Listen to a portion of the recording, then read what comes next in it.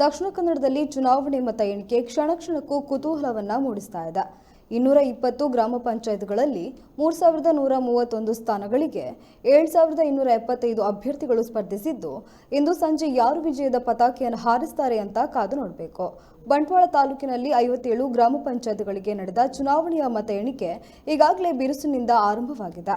ಮೊಂಡಕಾಪು infant Jesus ಶಾಲೆಯ ಒಟ್ಟು 23 ಕೊಠಡಿಗಳಲ್ಲಿ 89 ಟೇಬಲ್ಗಳ ಮೂಲಕ ಎಣಿಕೆ ಕಾರ್ಯ ನಡೆದಿದೆ. ಮತ ಎಣಿಕೆ ಕೇಂದ್ರದ ಸುತ್ತ ಪೊಲೀಸರಿಂದ ಬಿಗಿ ಬಂದೋಬಸ್ತ್ ಏರ್ಪಡಿಸಿದ್ದು, ಆಶಾ ಕಾರ್ಯಕರ್ತರು, ಆರೋಗ್ಯ ಇಲಾಖೆ ಸಿಬ್ಬಂದಿಗಳು ಕಾರ್ಯನಿರ್ವಹಿಸುತ್ತಿದ್ದಾರೆ.